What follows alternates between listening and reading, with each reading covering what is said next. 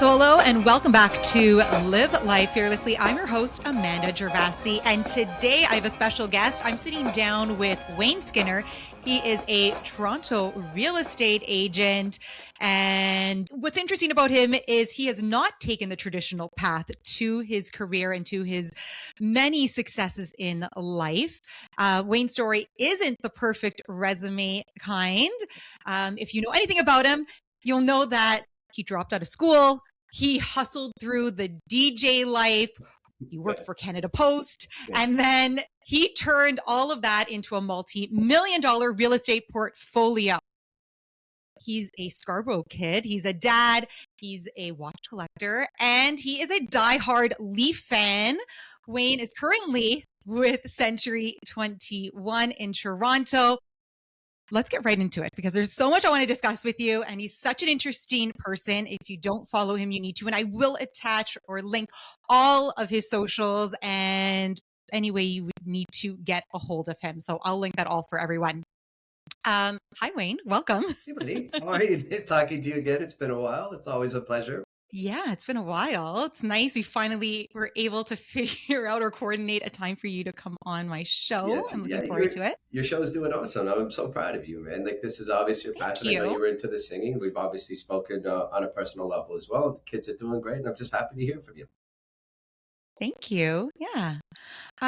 So let's start off with your kind of non-traditional path into real estate. Tell us a little bit about how you ended up in real estate. So real estate has always been a passion of mine. I know a lot of people say that, but it's been my experience that a lot of people fail into real estate. So a lot of people will have another job, it doesn't go so well, and then they'll find real estate eventually. My path was a little bit different.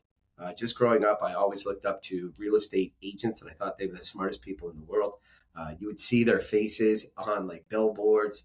You would see them portrayed as Jerry Maguire or on Entourage or on all these fascinating movies. And I just always wanted to be a real estate agent. I just didn't think I had the intelligence. Sadly, when I was growing up, maybe there was too much traditional support in the school system, and they didn't really try to explore my talents, which maybe are conformist or traditional. And I just remember this, my very first time. I remember I was in kindergarten. And the kindergarten teacher was going around the room and asking the kids, what do you want to be?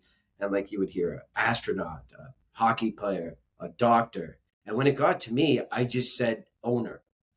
And then they're like, owner, what does that mean? Like owner of what? And I didn't know what I wanted to own. I just know I wanted to own something. So then I guess as I got through school a little bit more, I started to just really pour over real estate. Like I would look at the real estate news, would be beside my bed, just like most kids would have like Sports Illustrated or whatever. I would just consume everything real estate. And then I guess that comes kind of from our family. My dad was a developer as well. Even when I was a kid, one of the nicest things I remember about being with my dad is he would drive me around the city and he's like, hey, your dad, built that plaza, or your dad owned that building. So I kind of, it was a little bit more romanticized to me. And then I'm sorry if this is long winded and I told you, you just tell me to stop because I just keep going. No, not at all. Then, when I actually eventually got to high school, my dad took ill. So when he was ill, I was kind of on my own. So my brother had gone to university. My dad was in the hospital at one time, I believe it was for 14 months. So from grade 10, I was just always on my own and like there was no supervision. And it was kind of a dark place for me.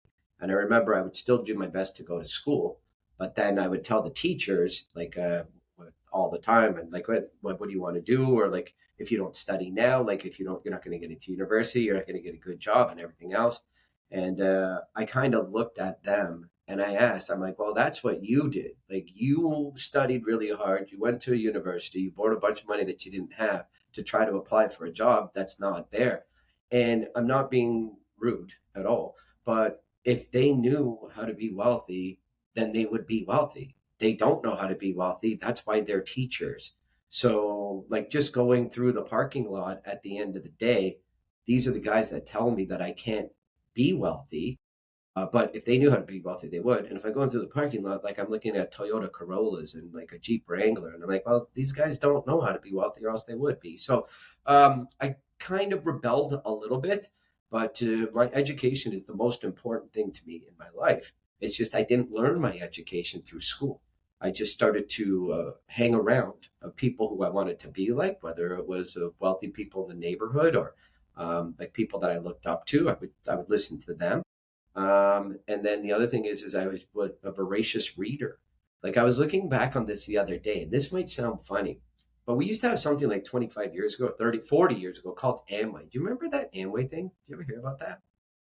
It's like No. this multi-level marketing thing where like you join Amway and then you buy $200 worth of soap, and then like you get your friend to buy $200 worth of soap, and so on and so forth. And I remember I Okay. joined that, and I was like 16 years old or 17 years old, and I joined it, and I never sold a single thing. But what I did do is they gave you a lot of tapes and books about inspirational people and about salespeople and about living your best life and personal growth. And that's where I found people that I still follow today, like Dale Carnegie, Zig Ziglar, Robert Kiyosaki wrote a book called Rich Dad Poor Dad. And I read that Yes. when I was about 16 years old. And I just used those simple techniques that he talked about and spoke about in that book. And that book is what's responsible for me being where I am today. So I guess I didn't really answer your question. I just kind of walked around it. So if you want to take notes, I understand. But I guess that's where it ended. From sorry, and then if you wanted to know, then from there, 16 years old, I was a voracious reader. Started DJing in clubs with a lot of records. There weren't a lot of DJs 40 years ago, so I guess I got pretty decent. And some of the guys said, "Hey, why don't you come to play in the Philippines?" And I did that. And then from there, I went to Japan for a year and a half, Philippines for a year, DJing and working in bars. And then I came back with all the money that I saved. Me and my best friend Marcus, we pulled our money together and we bought a house on Danforth Road. And then he used his money, or a couple years later, he wanted to be bought out. So I bought him out. He used his money to buy a really successful stereo company called Kennedy Hi-Fi. I'm sure some people have heard about it. And then I started just buying houses. And then from there, it's like I bought my first house at 23, so 27 years ago. And from then, I just keep adding to the portfolio as much as I can. And now I'm pretty rich, and it's pretty awesome. Just to be blunt about it. Hey, there Yes. you go. Hey, listen, I've been rich and I've been poor. Rich is better. So I'm just saying. Right. No, Right. no. Um, I love the story and I think it's so inspirational. And you touched on a few things that I kind of want to go back to. And one of those is the importance and maybe I think the amount of weight that we put on the importance of education or traditional education. And I agree with you in so many ways. As a teacher or a former teacher, I get it, which is You were a why I've teacher? chosen to. Yeah, Oh, sorry. I didn't mean to. I I forgot. you I'm so didn't offend me in sorry. any way because I'm agreeing with you in Okay, every good. way. I'm Oh, gosh, I could you sideways. may remember, may not remember. So it was a second career for me. Most of you know that I am divorced, and while going through my divorce, I decided to get into teaching because I figured it offered me the work-life balance that I needed. And I love to educate and to train and to inspire and motivate. So I thought it's a great opportunity for me. But I also saw the negative of being a teacher. And I think a big part of that is the weight that we put on it. And it's not always that type of education that's needed to make someone successful. And I grew up that way too, thinking I need to, go to university and I need to get as much of that education as possible to be successful. And I learned that that is not necessarily the best or the only way to have a successful life and to have a fulfilled life. And I've learned that and that's why I walked away and now, doing my own thing and I, haven't looked back. And that's something that I don't think we focus enough on in school is that experiential learning is so important. And we're seeing a little bit more of that in schools, but I don't think it's enough. Where it's, get them out there, make co-op more important. I think we still look at that as, maybe not as viable as an option, but I think it's so important to get out there, look into mentorships, look into different co-op opportunities, look into internships, figure out what you want to do, but get out there and do it. And I think that's the best way to learn sometime, is that hands-on experience and that experiential learning. See, I think you're right on that. And one of the big things that you touched on there, um, I always find it a little bit strange in retrospect because obviously with age comes wisdom, and as you could tell, I'm very aged. So it's amazing if you look at right now, like even if you take our children, we tell them what to do, what to wear, who to hang out with, what to eat, when to wake up, when to go to sleep, up until they're 18 years old. And then when they're 18 years old, all of a sudden we turn to them and say, hey, you know what? Like we've told you what to do your whole life. But now all of a sudden, I want you to decide what you're going to do for the next 40 years. Like, what kind of pressure is that? That doesn't make any sense to me. So, like, especially with children right now, like, I can tell you, my children are different, like day and night, black and white. Like, they are not the same whatsoever. So, for me, if you're going to try to teach them both in the same way, I don't think it's going to be beneficial to either of them. But again, like it comes back to the other thing. Remember, I'm pretty passionate about, which is mental health, and especially for this prevention of suicide. And one of the things that we often hear or we often see is because obviously work-life balance is difficult to achieve. A lot of times, like men traditionally, because I'm not saying men problems are any worse than women's. I could just speak from experience on men's. But the biggest killer, the second biggest, largest killer for men between the ages of 40 and 55 is when we take our own lives. And one of the reasons why is because from the time that we were 18, we got into university to study for a job or to get a degree so that we could get a job that we like and become an accountant or become a teacher or become a doctor, engineer, whatever. And a lot of times those men or even women don't choose that career that was chosen for them by their parents or whatever. So they're 40 years old or 45 years old and they wake up one day and they're like, what the heck is this, man? This isn't the life that I wanted. Like I'm getting gray hair, like I'm getting wrinkles, like I only have one life. And all of a sudden they start to feel a little bit unfulfilled. So, but now they're stuck. Like, what can you do at 45 years old? It's difficult to change what you really want to do. So that's again, that's I guess a long and convoluted way of saying like, I'm totally with you. I think education is by far the most important thing that we have in our lives. I just don't believe that the traditional education is for everyone. And the other thing that I definitely think one of the issues with our education system is too is like if you look at what most kids want to be nowadays, like kids want to be a doctor, engineer, accountant. They don't. It's almost like it's frowned upon to be in the trades, or it's frowned upon to be a plumber, an electrician. It's frowned upon to be a bus driver, a mailman, and a lot of times those jobs maybe don't. Maybe people or parents aren't quite as proud of them because they're in the blue collar, I guess, realm as opposed to the white collar. But they're some of the best jobs out there because supply and demand. Like nobody wants to be a plumber right now. There's not enough plumbers. So right now, the average plumber I think makes $150,000 to $200,000 a year. They make amazing money. Absolutely. So it's nothing to be, ashamed of. Yeah, and that's probably more than the average person is making that went to university. Let's put it that way. So. And like it's all about supply and demand. So I can tell you the one regret I have in my life is I would have liked to go back and get a red seal or a red tag, whether it was a carpenter, whether it was an electrician or a plumber. I think that we should really focus on those, but they don't even have like auto body shop anymore or shop classes or woodworking in school. It doesn't make sense to me because some kids like that, you know?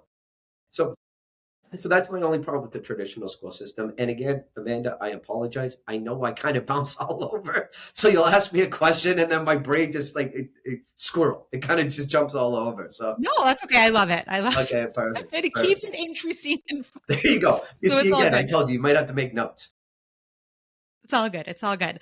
But no, I agree with you. I think that's something that needs to be more of a priority in schools. And you're seeing a little bit of it of like, auto and woodworking. It's just not enough. And it was taken out of a lot of schools. Absolutely. You're starting to see it, but it's still not there. And definitely there's that push to that if you don't have some sort of post-secondary education, that you're not going to do anything with your life. And that's unfortunate because education is so important. It's just it's not always going to be that linear route for everybody. And I think we need to make that more acceptable So for, why do you think these that is? adolescents to be okay with. And they're not there yet, Well, why do you unfortunately. think that is? Because I even know you. Like you have one of the like you're a singer. Like that's what you should be. That's what you pursue. Like your voice is amazing. So even like Thank when you. kids get into the arts, like I know that maybe it's not pushed as much because maybe artists don't make as much money. But for me, that's the weird thing is that right now we choose our careers based upon how much money that career is going to pay us. And I can tell you, there is no job out there that's going to make you wealthy. That's not what a job is supposed to do. What your job is you're supposed to go there, have fun, enjoy one third of your life or two-thirds of your life. And then your Yes. investments are what's supposed to make you wealthy, not your job. If you make I love that. if you make $50,000 as an artist, you'll spend 51,000. If you make Mhm. $200,000 as a plumber, you'll spend 201,000. You make five hundred Right. thousand as an agent, we'll spend 501,000. We all do it, no matter how disciplined you are. Everybody does. It's human nature. However, if with that money you go and your investments are what's going to make you wealthy, you don't really need to care about how much your job is going to pay you, so you can just actually do something that you enjoy every day. Like even with the arts, like we don't have enough artists, we don't have enough singers, we don't have enough musicians. Like that's the true form of art. That's the thing that really sings to people in their spirit, but it's beaten out of them because they're told, hey, listen, you're only going to make $30,000 as a singer, so why don't we get you into being a teacher? And I just think that's unfortunate. I think we're viewing our lives incorrectly. But that's why, again, because you're Italian, like when you go to Italy, they don't care about things like that. They really don't. No, They're like, you want to be an artist, you're an artist. You want to be a chef, you're a chef. And I it's a always find very different mindset. it's Yeah. amazing. And the one thing I found amazing about Europe, and it's different here, is that when you go to Italy, you never ask what somebody does. You're like, hey, what's your name? Oh, really? You're Amanda? Amanda, do you have a family? Oh, yeah. Oh, where are your kids? Oh, yeah. What do your kids like to do? Hey, what's your favorite sport? Oh, have you seen this museum? Like here, we ask, hey, Amanda, what do you do for a living?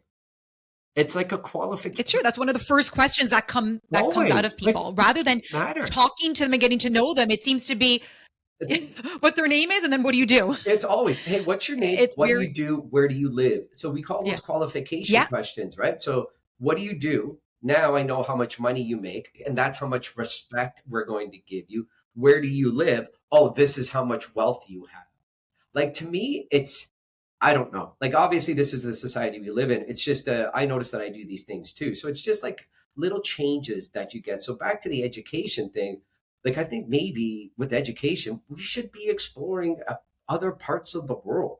Like I know it's expensive, but kids need to see that every country out there, everybody that you ever meet, pretty much wants to say not every country, but most countries want the same thing. They want to have a happy life, they want to have a clean house, and they want to have safe and educated children. So the more that you get out and see these other countries and meet these other people, the more you learn. So being in North America, I can tell you, like I love Canada, obviously, but I just think it's a little bit misguided in who we pay respect to and who we don't. I do. I think we have a very closed, closed-minded view of things. And nowadays, our children are They are. so sheltered from things. As much as they Yeah. have access to so much, Yeah. I also feel like we've sheltered them from so much that they don't have the perspective I think that they really need. You're exactly And right. so they think that this is reality. Their house and their group of friends that is reality, and it's not. Isn't it strange? Because and remember too, like I hope this doesn't offend people out there, but like I'm 50, so I'm from a different generation. And I remember when I was in grade 9, like we would be like taking the TTC down to the Eat Center, and like we Mhm. would be like, I have to be honest, when you get to like high school, you'd be getting drunk in a field or like at somebody's house, and like It's true you would though. sneak That out. was normal. Yeah, you would sneak out at night. You would do all these things. And now all of a sudden, Absolutely. like we raise these children that are afraid to make an order at Starbucks. Like Oh my it's so God. I different. Like love that the you brought that up. right? Like we kind of like we were just feral. Like we were pushed out. It's like, hey man, your parents, remember your your mom, like I remember during summer vacation, like your mom would just say, "Hey, listen, I'm going to work. It's 9 o'clock." She would leave for work. She's like, "Come home," because she wouldn't give you a key. So she's like, "I'll be home at 5." So from 9 o'clock to 5 o'clock, you were out just roaming the streets, no food. You had to like just kind of survive, and you would go and play And you in a figured it creek. out. And you did. You You survived and we survived. figured it out, You remember right? you would play in a But creek, or like you would like I don't know, like jump off a bridge or hang out in like a burnt out old house, or like build a fort, or like throw rocks at your buddies. We just used to do things that would blow the mind of these children today, and I think that's kind of what made us tougher and survivors. Like this generation, oh the yeah, young is so soft, man. It's very soft, they're soft. They're soft. very They're soft. scared of conflict. They're Yeah, scared of, oh, I think that's why they're offended by everything. everything. That's why we have this woke culture right And the now, woke because culture is they've like, never dealt with no, anything. So every little thing is like offensive and scary and wrong. but It's very different, I agree, than how we grew up. It it was is. sink or swim for the Yeah. most part. Like my parents were very supportive and there, but at the same time, like you said, it's like they went to work. My mother left me at home. And it was like, take care of your brother, clean the house, and start getting dinner ready. And Exactly. this was like, 12 years old. And it's like, okay. And then I look at, my daughter or my stepdaughters that are teens and like, oh my God, I couldn't even imagine doing that. I don't know what would happen if I'd just been like, okay, figure it out. But sometimes we need to do that. So part of me is like, you know what? We did it. My husband and I talk about this all the time, and he's 50 also. And he's like, that's the way we grew up. Yeah. And, But yeah, we survived. We lived. We figured it out. But it's funny, like, and I know that this is it is a little bit, because again, what you're saying with the whole wokeness and the woke culture, and like that to me, it just doesn't really, like, in some aspects, okay, like I'm all about growth, I'm all about obviously everybody included, like got that 100%. But at the same time, like Our guys, inclusivity is fantastic. words don't hurt. Sticks and stones may break my bones. The only people that think that violence or words are violence are people that haven't been punched in the nose. Because I can tell you, if you get grown up punched in the nose, but that's another thing. And maybe this isn't appropriate for the podcast. If it's not, I apologize.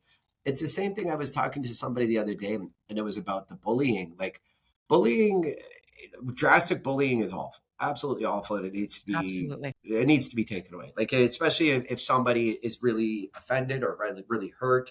Absolutely, when it comes to physical bullying, it comes to online bullying, everything else. But I think that you need almost just a little bit of bullying to come back. Like not the hardcore. And I know you're a teacher, you're giving me the face, No. but it's just it kind of No, I'm not. I'm listening because I think a little bit of tough love sometimes. yeah. You need to build a little bit of a backbone. You need to have a little bit of thick skin. You Like need to life push is back. not just going to give you everything, right? So Yeah. And I think I can tell you for me, like the bullying that I got, whether it's like through the teacher saying like you're ridiculous or you're not smart enough, or like just like it kind of, for some people it makes them withdraw, but other people it's like, hey man, I'm going to teach you. And then the other mhm. thing that it does too is it kind of it establishes boundaries. It really does. Like bullying or not, yeah, I guess bullying.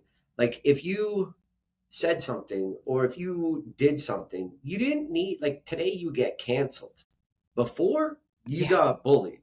If I went and I said some awful things to a guy that's like 6'5" and like 400 pounds, and I got up in his face and I said something that I wasn't supposed to, you would kind of get dealt with. And that's what I think we should kind of get back to. Like, I believe in freedom of speech. You can say whatever you want. I don't care what you say. Like, you want to say that a Mhm. cat should be the next politician? Absolutely. Don't silence that guy, because the more you silence him, the more he's just going to go into his basement and start to think about evil things. Um, if that guy thinks that the cat should be the prime minister or run for politics, let him say that. Let him say it out loud. And then the rest of us will deal with him. And then the rest of the community will deal with him to a point where he won't think that way anymore. He's allowed to, but he just won't maybe vocalize it. I think we should bring that back. I think we should. I think people should be allowed We to be should. There crazy. is a lot of, yeah, no, there's a lot of silencing right now that's happening where it's, you don't believe what I believe, we're Yeah. going to shut you down and we're going to silence you, Crazy. rather than just having that open speech and that dialogue. And yeah, you're not going to agree with everybody, and that's fine. That's okay. But you'd be surprised how much actually being open to other opinions will potentially, it might change your mindset. whether it be for the better or worse, but ultimately it's there and we're open, and you should be open to what's out there. And we shouldn't be, it's just frustrating about this because we see it in the media right now, how much, not just amongst people, just in the media, how much things are censored and silenced, and how I think biased things are right now. And it's scary, to be honest, because so many of us, because we have information right at our fingertips, it's so easy that we tend to believe everything we hear. And because sometimes a lot of that truth is silenced because it doesn't necessarily meet that narrative, we're not really getting the full picture. I think you're right. And the weird thing is, again, like I know the things that we're not supposed to talk about is politics, but I'm going to talk about it anyways. But that's always funny too. Like even, it's weird. Like even when it got to whether it's medication, whether it got to like what you see today, or it's weird that some people will wait to hear what their particular party says about a topic and then blindly agree with that. Because I could tell you, some of the stuff on the right, it does not make any sense. Some of the stuff on the left does not make any sense. But you should be able to have enough critical thinking that, hey, listen, my guy, my leader wears a red tie. Whatever he said is okay. Mm-hmm. That's not growth. Like that's not critical thinking. That's blind patriotism, which never ends up well. Right. And then the people on the left will say the same thing. Well, this, and this. And you're like, that doesn't really make any sense. Like you should be able to, I guess, distinguish yourself or distance yourself from any politician or party or media source opinion without having your own critical thinking behind it. Like it is so strange that even remember we got like to those COVID things, and all of a sudden, like even forms of medication were, oh, that's right leaning, or oh, that's left leaning. A mask is left leaning, or ivermectin is right leaning. I'm like, why don't we just discuss what works? Who cares who brought it up? Like if it works, use it. If it doesn't work, don't use it. Like that I found fascinating. And even, but we see this in all levels of, I think, our society, where it's true, everything's so divided into right and left thinking, rather than, common sense. What makes sense? But we've forgotten that. I think a lot of time, and like you said, we tend to follow blindly. A lot of people tend to just be like, this is, the side that I side with, and I don't care what they're actually saying, but I side with them just because I'm conservative, or just because I'm liberal or NDP or whatever you associate with, rather than hearing what it is. And that's why I think it's important to understand all sides and then make a decision. You might continue to be liberal, you might continue to be conservative, and that's fine, but you don't have to necessarily blindly agree with everything that they say. I can say that I don't agree with everything, but I might side more with one side over another, and that's fine. But you don't necessarily need to agree with every single thing. And even within elections, sorry, I'm going to go, but even within elections, I think one thing that really bothers me is they come in, a new party, or in this case, I know we've had Liberal Party for many, many, many years, but to come in and thinking, I need to dismantle everything and start over again, what worked? Keep what worked. Yeah. Doesn't that make sense? Why are we dismantling everything just to say that party was so horrible? Look what I'm going to do. Yeah. Instead of saying this worked, let's build upon it. And that doesn't seem to be the case. That's never the mindset for some reason. And I think even what you said there too, it's interesting because I think the psychologist, I really like him. His name's Gabor Mate, and he started saying something that I find fascinating. So he's a psychologist that views and he looks at mental health and obviously addiction research. And one of the things that he said that we do wrong is that with our 12-step programs for addictions, he'll often say you have to admit that it's like, hi, my name's Wayne, I'm an alcoholic, or hi, my name's Amanda, I'm a drug addict, whatever it is. He said that's wrong. He goes, you're not Wayne, a drug addict, or Wayne, an alcoholic. You are Wayne that has a drug issue or an alcohol problem. Like, it's the same thing with liberals. Like when people tell me, oh, hi, my name's Wayne, I'm a liberal, or my name's Wayne, I'm a conservative. No, I'm Wayne who has maybe conservative opinions or maybe liberal opinions. I'm not a conservative. I'm Wayne. We have to stop self-identifying as those things. And sorry, I didn't mean to say the drugs or the booze thing. Like I know that's a little bit extreme, but No, but but that's it what makes complete sense. he Absolutely. says. Because He goes, that title is not you, you're not right? exactly, and then So, it becomes a self fulfilling prophecy. So, oh, I'm a proud Democrat. I'm a proud Republican. Okay, well now everything that Republican says, it's self confirming bias. It's like self mhm. confirmation or confirmation bias. Like because you don't, your brain never wants to be wrong. Your brain wants to be right. So all of a sudden, if you say I'm Republican, you're going to agree with every Republican thing out there. If you say that I'm a liberal, you're going to agree with everything liberal out there. Man, I'm Wayne. Whatever makes sense, that's what I vote for. I don't vote party. I don't vote politician. I don't vote party. I vote policy. What policies seem to Mhm. work and make sense for me, that's who I vote for. But I just wish there was a little bit more of that critical thinking because you get it the same way with like your news source. News used to be about telling current events. That's what informing people. Now it's not. It's about pandering to a particular base or about getting views or about getting extra time on your devices so they can sell advertising. And I think especially with Right. that, It's a lot of clickbait that's a happening, lot of and I it, think that's the sad part. it's so sad. Like, can we? I know we're not even supposed to talk about this, but like even that Venezuelan thing, like I just had a pretty big debate with a couple of friends on about Venezuela because Venezuela, I could tell you, it's something that I've been following for about 5 years, pretty closely, just because it's been the biggest migrant crisis in this century. 9 million Venezuelans have left that country because of the dictatorship of first Hugo Chavez and now Maduro. Maduro last year was voted out of office. Gonzalez won, but Maduro refused to accept the election results and then put out a arrest warrant for Gonzalez, and he had to flee. And then he Right. killed 23 protesters. So Venezuela is the richest resource country in the world. So Venezuelans have been absolutely brutalized and abused to the point where 9 million of them have left. So Trump goes in Mhm. there, takes this guy, and whether you agree with how he did it or not, that doesn't matter to me. The fact that Venezuelans are cheering in the street because they're happy, the Mhm. actual people that were being oppressed are happy that Maduro is gone. The only people that are upset are, for some reason, Democrats and liberals, and Right? I don't understand that.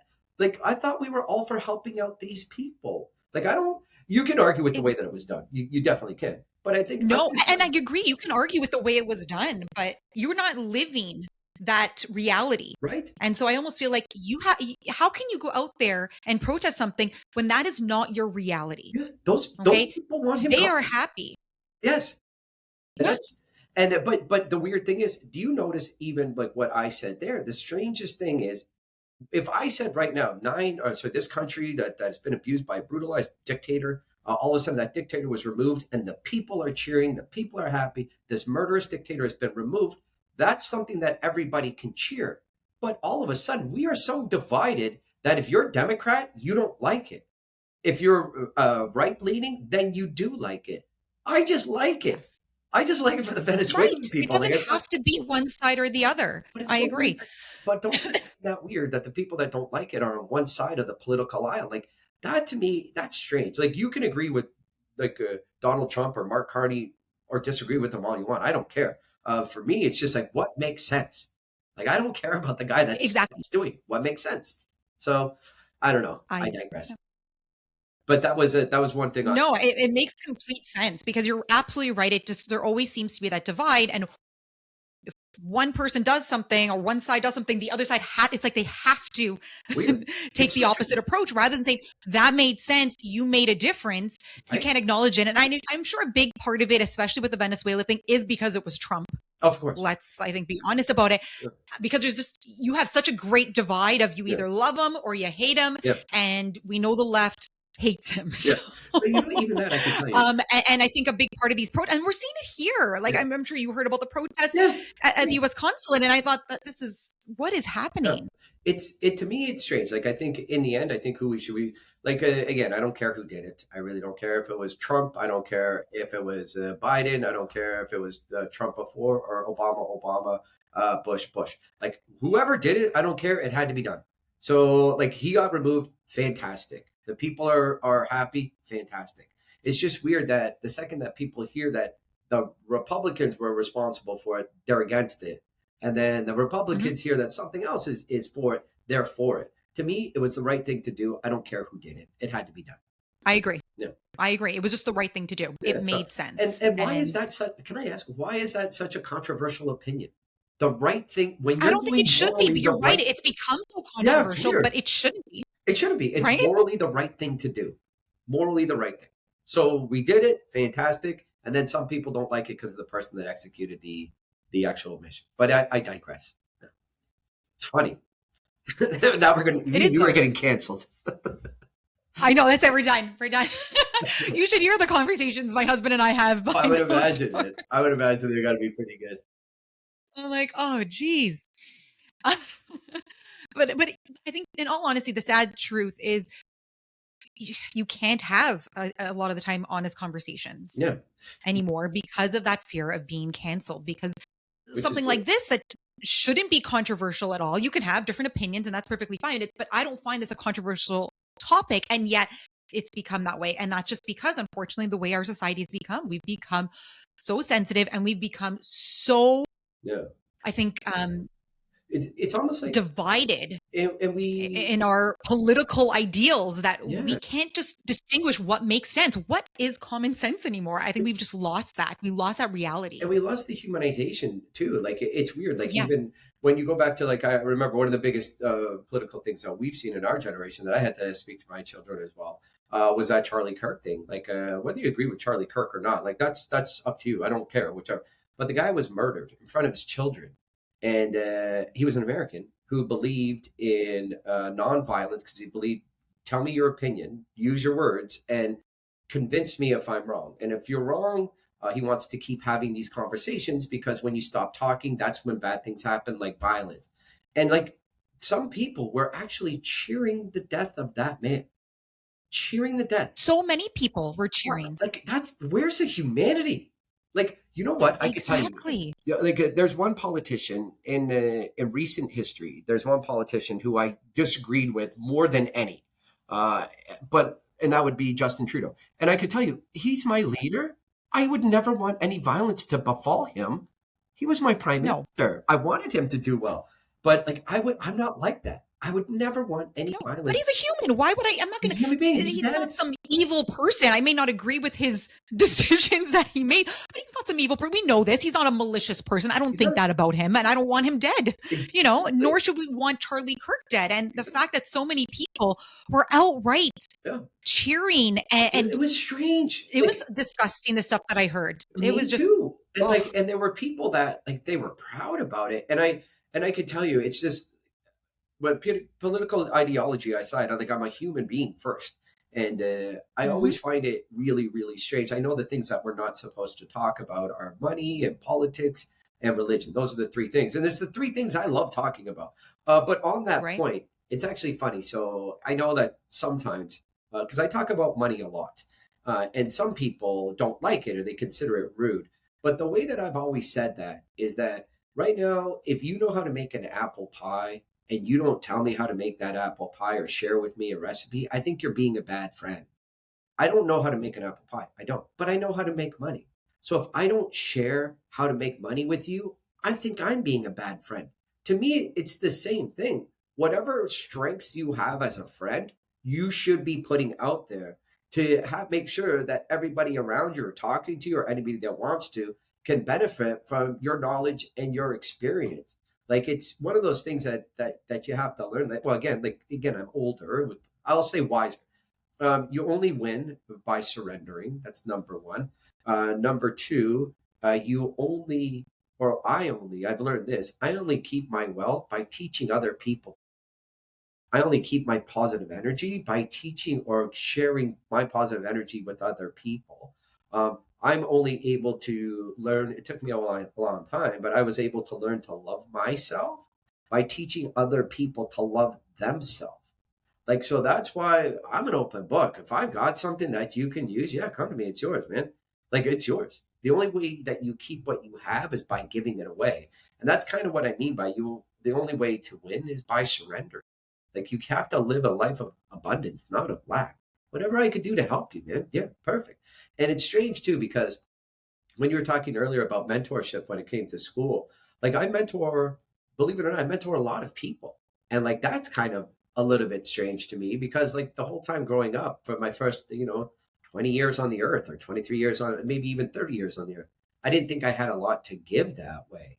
But I guess because of maybe the way that things have turned around or turned out, a lot of people come to me for mentorship or for help. And I have to tell you, it's always funny because they always leave and they're always like, "Hey, I really appreciate you taking the time. Thank you for helping me." I'm like, you got that wrong.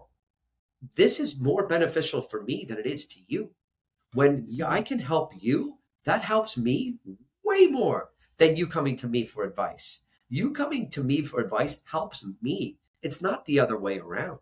And I think that that's the thing. You just kind of have to switch it.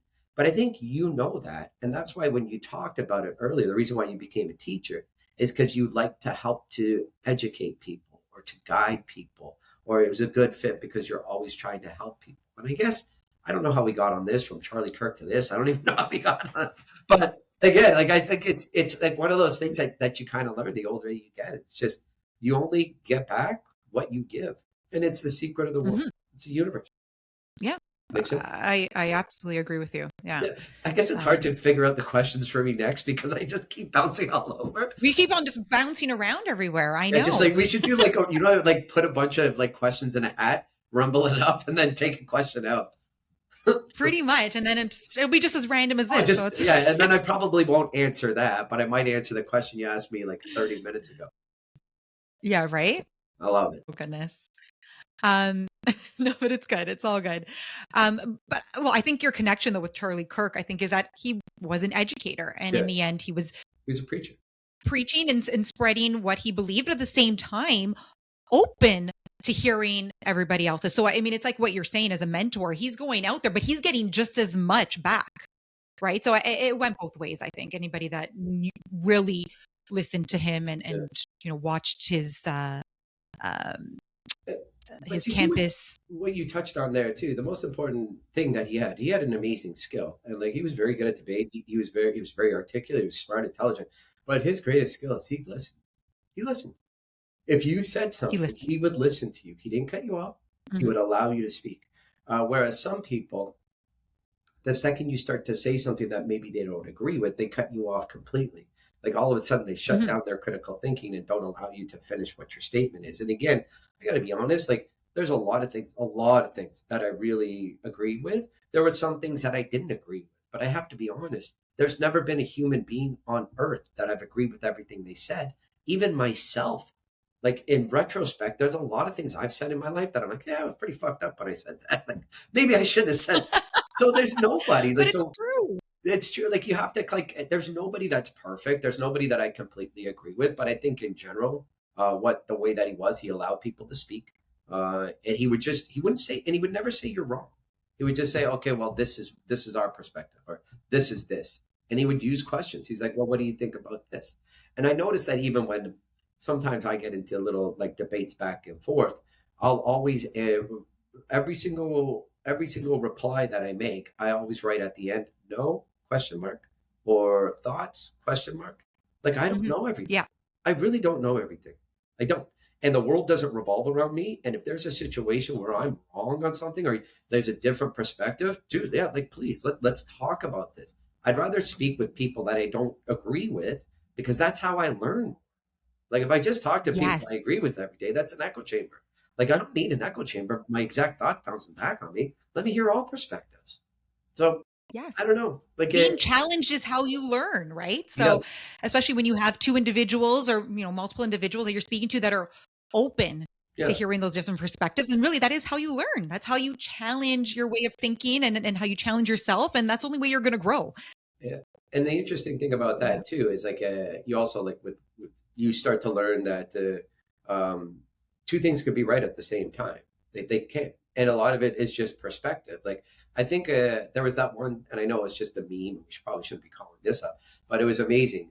So they had two people on opposite sides of a table, and there was a six. So this guy, when he looks at the six, it's a six. But this guy, when he Mhm. looks at the six, it's a nine. So both are Right. right.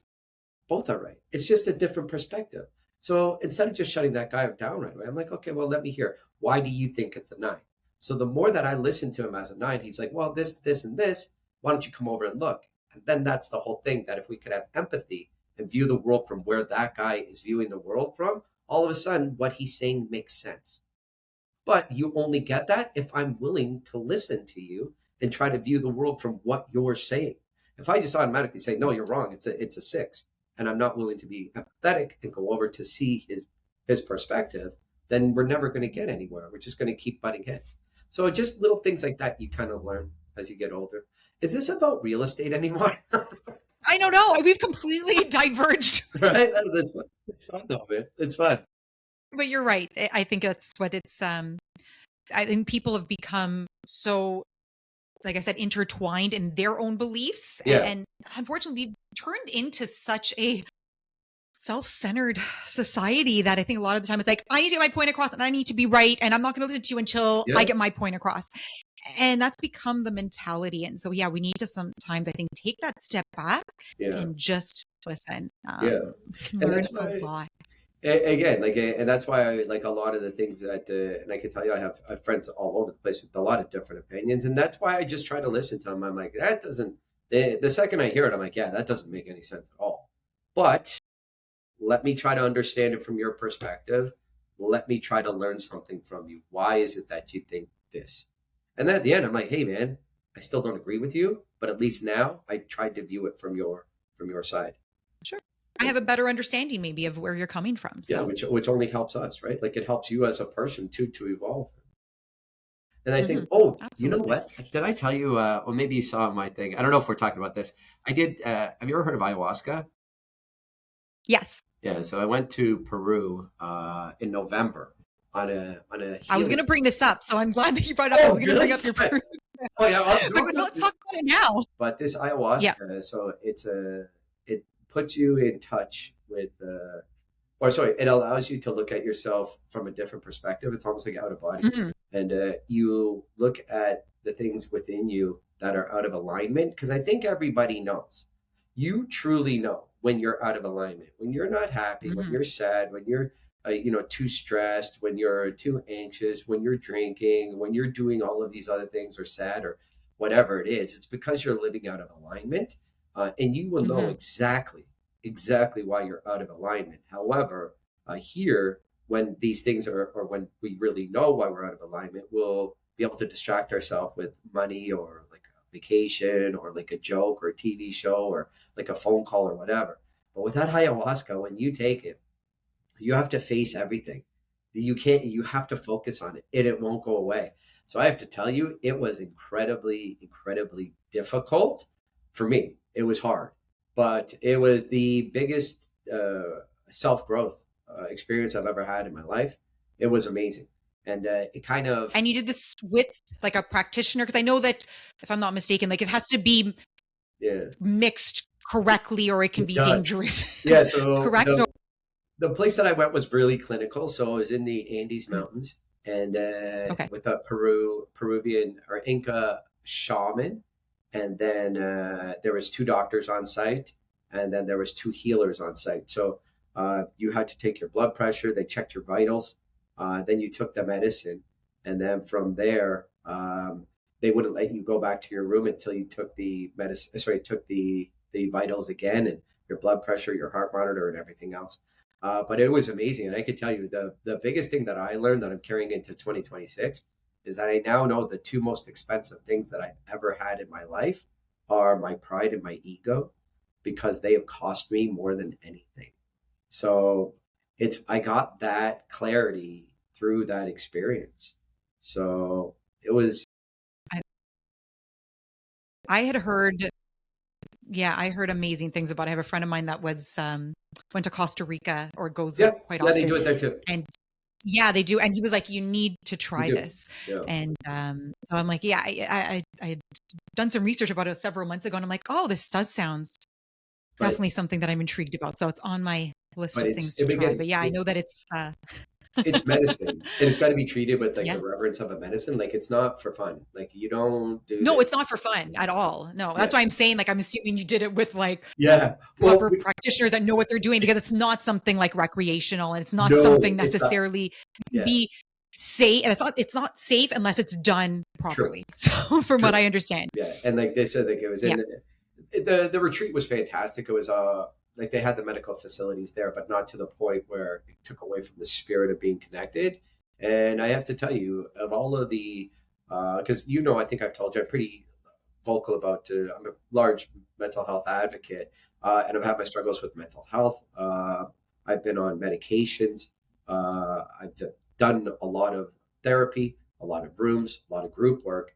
And the best thing I've ever done so far has been that ayahuasca, because it just allows you to not, it doesn't, like a lot of the things that we do, it's really easy to treat an issue, or that's kind of what we do. We Hmm. treat a problem. But this one actually kind of gets to the point where you can solve the problem. Like we're not trying to treat it. We're not trying to have a painkiller. We're trying to take away the pain. So it's a very interesting thing. And me as a guy that looks like this, and middle aged white guy, like it's not something that you would usually think, but it's just one of the things that definitely taking into 2026. If anybody's out there thinking about it, they just give us a call and we can kind of help you out. It's fantastic. Amazing. Amazing. That's a fantastic journey that you went on and experience that you went on. So Uh, I love it. I was watching all along all your posts because I'm like, I would love to do this on yeah, my you bucket should. list of You things should. to do. It So it was. looked like an amazing experience. It was. And then the Uh, other thing. But as part of it too, it's like they like to integrate it into your life. That's I think the more important thing. And I have mhm. to tell you too, like the best things that I do is like about my charitable donations and like obviously Yes. the philanthropy. I have to tell you, every Mhm. Tuesday I'm at Feed Scarborough, and that I'm there from 1:30 till 6:30. So I do a 5 hour shift every Tuesday at that food bank, and I have to tell you that volunteer shift, it's the best 5 hours of my week. You're not tired. You're not stressed. I don't answer my phone. The world could be falling apart and I don't mind. It's just for those 5 hours, you're helping people that really need it. And the amount of positive energy that's in that place, it's special. But you do that through your church, don't you? You do a lot of those types of things. I do try to get out in the community too and Yeah. help out. Absolutely. Not to the degree that you are an inspiration, the amount that you do. So Thanks, buddy. I love that about you, that um, you're just so proactive and But even it's, that, like, it's remember, inspirational. The amount that you're able to give back. oh, Um, yeah. but that's what I was And saying. like you said before, it's what you gain from it. I think No, every time that you was go a, out there, it's not yeah. as It's yeah. a benefit to me. Like as much as like I enjoy helping people, obviously, but like it's like a dopamine hit like you wouldn't believe, and then it also puts a lot of stuff into perspective. Like we can Mhm. complain about like money's a little bit tight this month, like or tight this year, so I'm not going to go away on 2 vacations. I'm going to go on one or whatever. And like you see people that are the working, and it also adjusts your political views because you see people that are working full time and they Mhm. can't afford to make ends meet and they have to come to a food bank and they have full-time jobs. And again, like it's whether you want to say like it's the overburden of not getting paid enough or the overburden of too much taxes, whichever way it is, it doesn't matter. In the end, the result is people are having a difficult time making their bills or even just putting food on the table. It's a sad time. We're one of the Mhm. richest countries in the world. We shouldn't have these issues. Right. We shouldn't. We shouldn't.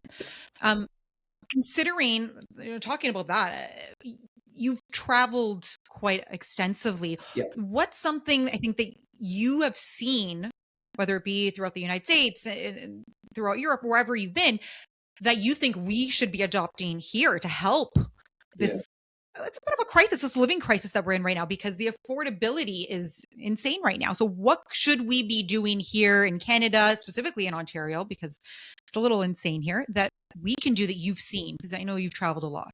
Yeah, I think again, like I think we have that work life balance incorrect. Like it's always funny Hmm. when you look at different countries and you're like, you know what? Oh my God, like I wouldn't want to live there. Like I wouldn't want to live in Mexico or I wouldn't want to live even in Spain, even though Spain is in the G20. It's like I don't want to live there. I want to live in America to have this fast-paced life. Whereas we just discussed when you go to Europe, they don't care what you do. They don't care about living to work. They just don't. They work to live. That's it. Like they'll get enough Yes. money and go home. It's actually funny. Like I know, like even this, every year they put out like subsections of races about money and income and all these other things to battle inequality, which is fantastic. But one of the things that you notice is that, excuse me, the richest group of, I know this is America, the richest group of Americans is Asian Americans. The second richest is Indian Americans. The third richest is Hmm. European Americans. The fourth richest is Afro Americans. And then the last, or the least wealthy, is the Latino Americans. However, when you look at the happiness index, the richest, it's inversed. So the Latinos, Right. even though they don't have it, they have the least amount of money, they're the happiest. So I'm like, Hmm. there's something there that we're really not exploring. So I think when you go around the world, again, that's the difference that you get. People will still respect you no matter how much money you make. They take a lot of pride in their job. And the big one is they take a lot of pride in their country as well. It's almost like it's Right. in vogue here to say you don't like Canada or you don't like America, to burn our flag or we're colonizers or whatever. Whereas there in different countries, they don't say stuff like that. They're like, hey, man, I'm Spanish. I'm happy to be Spanish. Hey, I'm Japanese. I'm happy to be Japanese. Here, you don't get it quite as much. You just don't. Hmm. So You're right. I think the biggest thing is again, we have to get back to that community. We have to get back to knowing that the number one thing I am is a human being. The number two thing is I'm a Canadian. Like I'm not a Democrat, so I'm not a liberal. I'm not a conservative. I'm a Canadian. So I think here that's where the divide is. In other countries, you don't really get that. You're like, hey, I'm Italian. In Italy, they're like, I'm Italian. They're like, do you like Maloney? Yeah, I like Maloney. Do you like Maloney? No, I don't like Maloney. But they're still Italians. So here we kind of get away from that. We focus way too much on the divide. And I think the reason why is because we don't have any problems. We don't. Like if you look at problems in the real world, like, sometimes it's like, oh my God, somebody came in my village and stole my daughters. Or like, oh, we're going to war, or I have to join the army. Like those are real Yeah. problems. What are our problems here? Yeah. Oh my God, it's snowing. Oh God, the leaves suck. We're creating We problems here. And I create think problems. Yeah. going back to what I was saying before, I think Yeah. this is where this woke culture developed. Which It's is like, weird. oh, No. things are just too easy. Let's start creating things where they don't belong or putting things where they don't Right? belong. So, That's weird. It's like yeah. it's like, and I know like that this is unpopular, but like there are certain things like women should be in women's sports, men should be in men's sports. I support and love people in the two LGBTQ trans community. I do. Like I love them, but no problem with them. Right. This has But even nothing when you to do speak to with them, it's like they believe that women should be in women's sports, men should be in men's sports. Period. End of story. Like this isn't a debate at this point. So it. for me, like It shouldn't be a debate, and yet it's become a debate, and it's become such a controversial debate. exactly, and the weird thing is too like people are almost like it's almost like they're willing to cut off their nose to spite their face. Well, if I'm a Democrat, I have to believe that men can play in women's sports. If I'm a Republican, I believe that men cannot play in women's sports. Things like that. Like it's weird. Like you're allowed to make your own opinions. Personally, my opinion, I don't mind what yours is. You're allowed to have it, and God bless you. And again, I love people in the gay, bi, trans community. I do, but you should not. If you are a man or born a man, you should be able to play in women's sports. Period. Like that's It's just just logic. it's logic. We are physiologically Yes. we are created differently. Yeah. Period. And I think that's it. That has nothing to do with how you identify. That does not affect me. I will respect you. Absolutely. We need to stop trying to Just intertwine the two. They're not the same thing. What you identify as is very different, and it's not to be disrespectful of but that. you know what? And you are welcome to compete, absolutely, in the appropriate division that you're supposed to be in. I And think it's that's funny all it should because be. again, like so I have friends in that community. I have people that are very close to me in that community. If you ask them, they're like, "Yeah, dude, like it's one of the things that we give up when we decide that we want to be a woman. Like we give up the right to play sports. Like it's just agreed upon." But the weird thing is, the people that are getting most offended aren't them. The people that are getting No. offended are like the Democratic voters. And I'm like, just leave it up to them. Just like the Venezuelans. Just butt out. You don't have to have an opinion. Are you not seeing this in like every aspect? It's never the person or the group of Never. people that are dealing with this adversity. Right? It's always It's other like, let me people be. that are. Well, the best is when the funniest to me is still like the people that are protesting for Maduro. Like the people that like there's two groups. The Venezuelans are celebrating that Maduro is Right. gone. And then the people that are Democrats are protesting against Maduro being removed. Like, it's weird. Like, I think we should listen to the Venezuelans. Let's just listen Right? to what they say. And if they think it's a good thing, then They've lived I'm it. with them. I'm with them. You know. And the same Absolutely. and same thing with the trans thing. Like the trans people aren't the people that are complaining about these things. It's other No, people you're right. that are complaining on behalf of them. And man, it's just because we don't have enough things to complain about. We don't have any real problems. So people are just trying to find Right. controversy. Doesn't make any sense to me. They are. It doesn't make any sense. Right? It doesn't make sense. It's just, can we deal with what makes sense? Right? I Exactly. don't know. And then and it's strange too, because but you know why that is because I think that's a byproduct of us being divided. The reason why we're divided so much is because we don't listen to the other side. It's like, oh, that guy, oh, he's a conservative. Oh my God, you're a conservative. You're a bigoted, anti-vax, like anti-science homophobe. And I'm like, no, I'm none of those. I can tell you, Right. I'm not They have saying, this closed-minded view. It's frustrating, because right? that's how they win the argument. They only win the argument by Yeah. humanizing the other side. Like if you dehumanize Right. someone, then it's pretty easy to disagree with them. And then sadly, the more you dehumanize them, it's easier to have violence against them, which is the Mhm. scariest part. And that's what you're seeing Yeah. now. Like, remember they were like burning down like Tesla dealerships and stuff like that. I'm like, Oh my this is God. crazy to me. Crazy. It is crazy. Sorry, excuse Yeah, I don't know.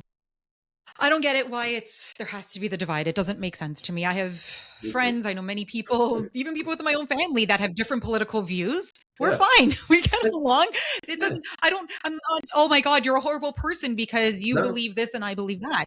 It doesn't change who you are as a person. that's It how right? that's I how mean, it it used to be. could if you let it, but it doesn't necessarily. And we get along all fine. But that's exactly how it used to be. Oh, you think like this? Okay, well, that's wrong. Okay, well, why is it wrong? Okay, well, I don't agree with you. Hey, no problem. Hey, you want a vino? Here you go. Here, take it. Like you're with your Right. family. Yeah, we Why don't can't agree. it be No that problem. simple? And pass the potatoes. Okay, Or, no problem. There you go. Yeah, that was it. Like there was exactly. It none of this. should be Like that simple, though. yeah, We should be able to distinguish between the two, but and the whole thing is for some you're reason, many people can't. and I can tell you like a lot of my opinions in retrospect after I found more information on it were wrong. Like I'm happy to say I was Mhm. wrong. Like I'm not. I Yeah, don't think there's anything wrong with being wrong as long as you say, hey, shoot, you know what? I'm not looking at it from your perspective. I get the information you're saying. Upon further review, I'm incorrect. You're right. That's it. There's nothing wrong with that. Like I don't have that much pride and ego that I always have to be right. Just yeah, I don't have. right. Exactly. Okay. Exactly. Next question. Um, let's let's go. Let's bring it back to the real estate market a little bit. We've diverged, but I'm sure we'll go off again. But let's bring it back a little bit to the current market right now. In plain English, okay, for everybody, where is the Toronto housing market right now? Is it balanced, frozen? Is it like slowly recovering? Are we all in denial? What's going on? So it's the same thing that I always say. There's no such thing as a good market or a bad market. There's not. There's only three markets. There's a buyer's market, a balanced market, a seller's market. Right now we're in a buyer's market. What that means, there's more sellers than buyers. So because there's more sellers than buyers, buyers are getting phenomenal and fantastic deals. That's all it is. And then eventually, before, we were definitely in a seller's market where there were more buyers than sellers. So it just comes down to macroeconomics. It's supply and demand. Right now, way more sellers. So the buyers are getting to be able to get product that is way below market value. They're able to get product or get offers that are accepted with conditions, and they're getting incredibly favorable terms. Now, eventually, Mhm. that will swing back the other way. So right now, if people, it's the same thing I tell people all the time, making money in real estate is the easiest thing to do in life. You just have to do the opposite of everybody else. Everybody's selling, Right. you buy. Everybody's buying, you sell. Simple. Like I'm not a smart guy. Like I always say, I'm barely articulate. I'm rarely the smartest guy in the room. I don't have the ability to jump over buildings. I can't fly. I can't see the future. But the one thing I do have is I have this one fear of living an average life. So I refuse to live an average life. And for me, I just always, the same thing going back to school, do the opposite of everyone else. You'll always turn out Mhm. well. Make sense? Absolutely. Yeah. Taking risks. And you've definitely taken lots of risk, Yeah, calculated, I guess, but to some I extent. have to say, so even that, like a lot of times people will give me this credit about like what I've been able to build, and I'd like to say it's because I was smart or intelligent and all these other. It wasn't. It had nothing to do with that. The most important thing, the reason why I was able to build what I built, is just because I was a little bit delusional. Like I didn't ever think about the downfall, and I didn't get Mhm. involved in like all of the details of every single project. I'm like, hey, houses go up with inflation. Every year, inflation is 2%. So if I buy a house right now for $200,000, in 30 years, that house with inflation will be worth X. And that's all I thought. Mhm. And then with houses, the way that it works for me is that I don't really care about cash flow. I think cash flow is overrated. It's not the true determination of the value of a real estate asset. What I always think about is two things: equity build and then appreciation. So appreciation, Toronto builds at about 4% a year, but I always cut that in half. I say two. But the biggest one for me Mhm. is equity build. So every month that I get rent, if I get a $5,000 mortgage, I get rent for $5,000. I use the $5,000 from the renter. I pay that mortgage. 2,500 goes to interest. 2,500 goes to principal. These are very basic numbers. They're up and down, but just in general. So 2,500 going to principal is $30,000 a year. Over 5 years, that's 150 G's. So for 5 years, if I do nothing on that property, if it doesn't even go up, if it just stays level, I've already made $150,000. So that's Yeah. always the way that I've looked at my portfolio. A lot of economists, a lot of guys that are much smarter than me, will say, "Well, what about this? What about this? What about this?" And I'm like, "Yeah, dude. Like, okay, sure. I look at the big picture. This is what happens." And the weird thing is, all those people, they were right in their own opinions. Like, yeah, there were probably a lot of little details I didn't take into consideration. But do you want to change net worth right now? Because you guys talked yourself out of it. For me, there's 1,000 reasons not to buy a house to invest in it today. There's 1,000, but there's only one reason why you should, is because it makes sense. Like you could talk yourself out of anything. You definitely can. But for me, it just didn't make sense. If you want to be like a multimillionaire, you know what you do? Own 5 houses in Toronto and wait 20 years. It's not that hard. Mhm. It's really not that hard. No, you're absolutely right. And again, Absolutely. but it's not, I wasn't smarter than everybody else. I just had delusion, delusions of grandeur. And I didn't think of the downside. I'm like, I just looked at it basically and it made sense to me. Well, sometimes, you know, you never know what's going to happen. And those are those, risks that sometimes you have to take that Yeah. pay off. So Yeah. But like if you look you're at right. You can even, talk yourself out of everything and you can make up any excuse as to why it's for not the sure. right time. But Yeah. unless you do it, Yeah. you're never going Well, to know. Right. and So, the one that we always um, get too is it's always interesting for me. Like if I tell someone right now, if I say, hey, listen, the example I just gave you about making $150,000 in equity over 5 years. If you tell somebody, hey, listen, do you want to invest in this house? And they're like, oh, well, I don't have the money. I'm like, okay, well, why don't you have the money? Have you like talked to the people you walk dogs with? Have you talked to someone at your church, your synagogue, your mosque, your temple? Have you spoken to your dentist? What about the kids in your class? What about their parents? Have you talked to your best friend, your family member, or whatever? And they're like, no, I haven't. So the difference is because they just don't really believe in what you're saying. Because I could tell you right now, if I say, hey man, Amanda, give me $100,000 and I guarantee you I'm going to give you back $250,000 in 5 years, you would beg, borrow, and steal to find that money. You would. You'd sell your car, you'd get a second job, you'd borrow money, you'd sell something, whatever. Whatever you needed to do, you would get that 100,000 because in 5 years, I'm guaranteeing you back 250. But because it's not something that they've ever done, they just shut their mind off. They're like, nope, I'm just going to get out. So for me, like I never thought about it that way. I'm like, yeah, if it makes sense, do it. And the other thing, again, when it comes back down to the delusion, I buy houses all the time when I don't have the money to buy them. I just do. I'm like, yeah, I'll buy it. If it's a good deal, I'll buy it. And then I figure it out. right. Like I'll always You figure figure out the money after. Like I might not have the cash right now, but yeah, let me go see how I can get this done. Maybe I get a JV, joint venture. Maybe I go borrow money. Maybe I take money against another house. Do something. Like there's always a way. If the deal makes sense, figure it out. Never stop doing a deal just because you don't have money. Like you'll figure that part out. It's actually the easiest part. So No, it again, makes delusional. So, like, delusional. Not delusional, but no, it makes sense. It yeah, does make sense. yeah, crazy people change the world. I think I heard that once. I think maybe I But might. it's true. You know Yeah. what though? It is the ones that are, you know, not necessarily crazy. Maybe we need maybe a little Oh, crazy, dude, but I'm it is crazy. the ones that do some Yeah, you know, risky things that have been able to change the world. Everything that we have is because of that risk that somebody took. for sure. So, And I got to be, I know I'm okay. I actually am crazy. So I don't mind if you call me crazy. If you don't mind, I'm like, yeah, pretty much. all good crazy. All good You know, crazy. let me, With that go ahead. being said, though, we see interest rates have gone down. Bank of Canada is going to be Holding. coming out with another interest rate adjustment Yep. potentially January 28th. What are you seeing amongst buyers and sellers? Is there still a lot of fear? Are you seeing a lot more bargaining? Obviously, we know the market has gone down, so I'm sure there's more bargaining, more wiggle room in prices. And are you seeing a lot of people still, because of that fear, maybe leaving the city and going north or elsewhere, just leaving the province? So I think what you're going to see, and again, remember, I don't have a crystal ball. Like we never know what's going to happen. There's a lot of variables. Like you could have a terrorist attack tomorrow that can throw everything off. You could have a new an election that can throw things off. For my opinion, if things stay the status quo and how they are right now with the economy and where it is, you're not going to see interest rates move up. You're not going to see interest rates necessarily move down. I think that they're going to hold steady, and they may move down a little bit. The only reason why is because the reason why the Bank of Canada increases interest rates is they always do that to stem inflation. Because the cheaper money is, the more people spend. So the more people spend, there are more dollars going after fewer goods. That leads to inflation.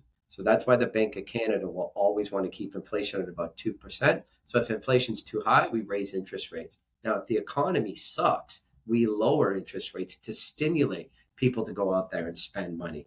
Now, the issue we're having in the market right now is something that we haven't seen in decades. It's nothing to do with affordability necessarily. It's not, because affordability is great right now. You're getting deals for a very, very good price. The interest rates are low. So people are able to afford these products or to buy these houses. The reason why buyers aren't is because there's a consumer fear out there. There is. There's a lot of people that are nervous. So, like, hey, man, my wife might lose her job because the economy sucks, or with the unemployment numbers reaching where they are. Like, I don't know if I'm going to have a job in the next 6 months. That's why I'm not committed to buying. So it's not necessarily an affordability crisis. It's not an inventory crisis. It's the fact that buyers just don't have any confidence in the market right now. Now, what I tell people is this: if you need to sell right now, okay, then let's do it. But if you don't need to sell, try to hold on to it.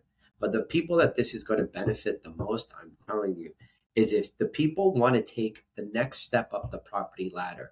If you have a house for $1 million and when you want to jump up to that 1,400,000 house, the delta between your existing house and your dream house has never been smaller. Those are the Right. people that should be taking advantage of it. The people that want to get into the market, first time home buyers, there's been no better time. And then the last one Right. are investors. So Mhm. typically, in general, I'm just not a fan of condos. I just never have been because I believe Toronto real estate base is always based upon the land value, not the actual structure. But because there's so many condos for sale right now, there are amazing deals for investors. But those are the one area. If everybody, if you have a condo right now, if you don't need to sell it, don't don't sell it unless you're going to sell that condo to buy that dream property or that next step up the property ladder. That makes sense. If you're just looking at cashing out and it's like an investment condo or something that you've had for a couple of years, hold on to it. Because I have one client right Okay. now, actually two from last year, two separate clients, and they wanted to sell their condo. And then ultimately we tried to sell it. I'm like, listen, the numbers we're getting don't make any sense for you. Rent it out. Rent it out for a year. Mhm. Rent it out for 2 years. And one person in particular is like, hey, but I'm going to be losing our cash flow negative of $300 a month on that condo. So I'm like, okay, I get that. But if you're going to be, I'd rather be $300 a month negative, which is $3,600 a year, which over 5 years is only $18,000. I would rather lose $18,000 over 5 years than sell in this market for 800 when in 5 years you're going to be able to sell for 880 or 900 and you're going to be, or I don't know if it's going to go up that much, and No, have but that mortgage paid down from 750 down to 710. So for me, right. always No, look it at makes the big picture. And that's why when I hear yeah. people right now and they're like, oh my God, look at this house sold for this, and this guy was willing to take $1 million cut. I don't know who you are. I don't know why you did that. But for me, you Hmm. only make or lose money in real estate when you actually sell it. So if you Hmm. are going to lose $1 million on a property, just hold on to it. If you're going to lose 300,000 on a property, hold on to it. Like, what's the difference of holding on to it? Even if it is negative, I don't care. I'd much rather lose that 18,000 over 5 years, and then at the end of 5 years, be able to have a delta in profit on the deal and the net proceeds of $70,000. So I lose 18, but I make 70. I'm up 52. Like, that makes sense to me. It's just like basic numbers like that have always made sense to me. Look at the big picture. Oh, I got one example. Check this one out. So this one, I always go back to this house. So I bought a house at Avenue Road in Lawrence, and I closed the deal from Stella from the hospital when Stella was being born in 2014.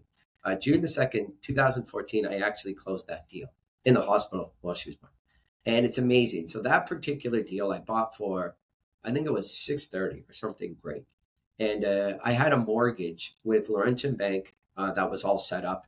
And a week before we closed, Laurentian Bank wanted to come check it out. They come checked out the property, and there's a bunch of mold. So with the mold, Laurentian Bank says I'm not going to finance. So I scrambled for financing, and I got some hard money. And with the hard money comes with these crazy interest rates. So I remember I was still a mailman at that time. So that no, so it would have been, yeah, so 2014. And after getting rent and paying the exorbitant amount on interest every month on that shitty mortgage, I was losing $500 a month. So $500 a month times 12 months is 6,000. Over 5 years, 6 times 5 is 30 grand. So I lost 30 grand over 5 years on that particular property. And the amazing thing is, most people would have backed out. And that extra $500 a month when you're at Canada Post actually meant something to me. So a lot of people would say, hey, you know what? I'm out of this. I'm not going to hold on to it. I'm just going to get rid of it for whatever, sell it for a loss, just get my money back and be happy. Because I was able to hold on to that property, I remember 5 years later, that property went up from 630 up to $1 million. So I don't expect the increases to be like that. But like anybody would have said, hey, I don't want to lose $30,000, and nobody wants to lose $30,000. But with that 30,000, I was able to make 370,000. So for me, I'm not saying that's going to be in every situation, but you just always have to look at the big picture. Don't be reactionary and just look at everything in general. Like even right now, if you're losing money on a property, like go out there, and if you can't afford to have the negative cash flow, borrow the money for 3 or 4 or 5 years. What is it going to look like in 5 years? Because I can tell you in 5 years, the economy and especially real estate is going to be phenomenal. This is the last thing I want to jump on, and I'm sorry I go all over. So I'm sure you saw the news where they said only 52 condos were sold in November 2025. That wasn't Hmm. entirely accurate. What they meant was there's only 52 pre-construction or brand new condos sold in November because Hmm. builders aren't building. They're not because buyers aren't buying. So when buyers aren't buying, builders aren't building. So imagine this past year, no builders, no new projects. Next year, no builders, no new projects. Year after, no builders, no new products. So the properties that would be getting delivered next year were bought and start building 2 years ago. The properties that are going to be delivered in 2027 were bought and developed in 2024. It's always 3 years. So if you look at nobody building in 2025, when you get to 2028, all of a sudden, nothing's coming to the market. There's going to be this massive vacuum where there's no product again. And as supply Hmm. goes down, demand and consequently pricing goes up. So I think the Hmm. pricing for the next 2, maybe 3 years is going to be like this, maybe a bit like this, not drastically in the GTA. We're well insulated from market corrections. But after 2028, 2029, there's going to be no supply. You're going to see this again. So that's what I tell That makes a people. lot of sense. You're going to buy. If you want to invest, now is the best time. If you want to take a Hmm. step up the property ladder, now is the best time. If you have a condo that you want to sell and it's an investment condo, it's not a good time. It's not. Rent it out, take a loss, and then sell it when the market conditions are more in your favor. Right. Make sense? No, that makes sense. I think like you said, look at the bigger picture. You're n- you will never potentially, as long as you can hold on to it, lose on Yep. real estate, right? I mean, if you Yep. have that property, the likelihood of losing on unless you have to sell is low. So hold on if you can. I agree. I think Percent. that's great, great advice. It's true. Nothing's too expensive. One last thing I want to touch on, because I know we've been chatting Yeah. for a while, but That's right. um, someone that I'm sure knows a lot about this was Olivia Chow recently announced the new land transfer tax, municipal land transfer Yeah. tax for luxury homes Yeah. over 3 million. And that's coming out April 1st, if I'm not mistaken. Are you seeing fears? Are you seeing a lot of buyers looking for these large homes saying, I'm not living in Toronto anymore? So the whole thing with that is, as I could tell you, that all it's going to do is it's just going to force people to sell their house for 2,999,000. Lest we forget that we are the only municipality in North America, the only city that taxes land transfer. We're the only ones, and that Mhm. was a tax that Yep. was brought in 2008 by Olivia Chow when she was a city councilor, and our old Mayor David Miller. So Mhm. I think that the MLTT, especially that's municipal land transfer tax, is one of the biggest and most difficult hurdles for first time home buyers. Because when you're buying a house, there is a discount when you're a first time home buyer. But if you're buying a second house, if you're looking to get up, one of the things that makes it unaffordable is that second land transfer tax. On $1 million home, which is the average house in Toronto, that tax is $34,000. And that tax cannot be financed. That's not a part of your mortgage. That's cash. That's an additional $34,000. So that's the kind of the thing that we get back to when we talk about the people in the state with the food banks and everything else. You can argue that wages are too low, whereas I wouldn't argue that. I would argue that our tax burdens are too high. I go, if you want the quality of life for your constituents to rise, lower our tax burdens. And the whole thing with Mhm. Olivia Chow, I could tell you, the thing that frustrates me about her is that I look at every politician, and I may be wrong, but I look at them as like a manager or CEO. And the only reason why she has to raise these taxes on the land transfer tax and raise our property taxes is because she blows through her budget every year. That to me is Right. unaccountability. That should not be allowed. So we have that, and I'm involved in politics. So one of the things is that the city of Toronto is not allowed to have a deficit. They're not allowed to. They can't have any debt. They can't have a deficit. They have to be even by the end of the year. So that's why they're like, oh, in order to get even, we have to raise taxes. That's not right. Right. You had a budget. You blew through that budget. So if you blew through that budget, you have zero accountability. Can you imagine today having any other job that you can mess up, blow your budget, and go back to your clients and say, hey, listen, I charge 6% to sell your house last year, but I kind of blew through come out some of my budget. I'm going to have to come back to you. Now I'm going to have to ask you for another 1% retroactively. It takes away Right. all accountability. It does. And again, it's not policy. Like I don't care, excuse me, I don't care that she's left leaning or NDP or what. I don't. I just think that that policy is wrong. You have to start bringing back accountability. And the fact that she could just smooth over any of her problems by just raising taxes, to me, it's ridiculous. It's the wrong mentality. And it just divides people. It's silly. Mhm. Absolutely. Absolutely. There is no accountability. And like you said, I look at our politicians just like you, where if you are running a city, you're running the country, you're running a province, whatever it is, you are basically a business owner. You're a manager. And would you do this with your own business? Exactly. Or You what know, would happen? you're not going to overspend. And yet it seems to be okay Yeah. when it's, quote unquote, not your money. Yeah. But it is. It's all of our money. And you're okay just overspending and throwing it away and then saying, but give me more now. But And then that's, I think, the real frustrating part. I know she's yeah. looking to raise apparently like 14 million. Yeah. I don't know if that's even realistic. And all it is I agree, just creating a larger divide It where there does. doesn't need to be one. Yeah. So again, Yeah. like it's like imagine you have I don't know, just let's use a product like like I know this marker here. So this marker right now costs $1. That's what it costs every year for this what we're going to sell it for. MSRP in the store is $1 to sell this. And then all of a sudden I run my company so poorly. I blow my budget that all of a sudden I can't sell this for $1. I have to sell it for $1.25. Do you know what happens? Nobody buys this marker. They buy the other one for a Right. dollar. And do you know what happens to Mhm. that CEO that blew that budget? They get fired. Like it's not the proper way to run a budget. It's not. Like even you, imagine just blowing past and the same thing with your house. Imagine telling the bank at the end of the year, you're like, hey, you know what? I know I agreed to pay you $3,000 a month. in a mortgage payment. But I bought an extra car, and like I went on a vacation. I got some hair extensions and some Botox, whatever. And so now I don't really have the money. So instead of agreeing to 3,000, can I pay only the 2,500? The bank's going to say absolutely not. No way. So it's Right. weird. Like, it's not good business. And my biggest thing is that I believe we need to bring back accountability. We do. And you're not Hmm. accountable. You make a mistake, you have to Yep. pay. And listen, everybody makes mistakes. I make them too. But when I make them, I'm accountable. I think that needs to come back. I agree. Absolutely. Accountability at every level needs to come back. We've lost Absolutely. that. We've lost that for sure. Well, I know we've been talking for Yeah. quite some time, and And I I got to pick loved up the Quinny talk, too. and So yeah, I'd love to have you back on at some point. let's do it.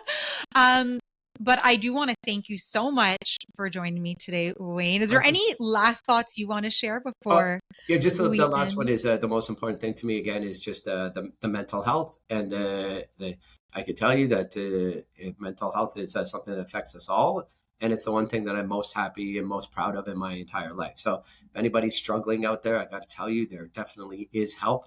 You can talk to me, you can talk to anyone else. It's sick, not weak. And any day that this kind of resonates with anyone, then I know this is a good day. And sometimes it's okay not to be okay. Just reach out to people, it's not even mental health as much as it's just health in general. Like, there's people out there to help. So if you're suffering, there's help, man. And I can tell you, it doesn't care whether you're white or black or conservative or liberal or rich or poor. Like, it affects everyone. So it affects me, and I hope my story can kind of help people. And if it does, sorry about that. Yeah, and if it does, just reach out, and I'd be happy to help, or just chit chat. Absolutely. I think you've hit the nail on the head by saying it's okay to not be okay For sure. sometimes and to look after yourself. And that's so, so important. So there's lots of helps available. And thank you so much, Wayne, for offering that help to those people out there. Sure. Anytime. Thank you. And thank you Oh, so much for joining me today. This was such a that pleasure. was I fun. enjoyed it That was so. all. It was all over the place, but it was fun. We're all over, but it's all good. We brought it back in though. Yeah.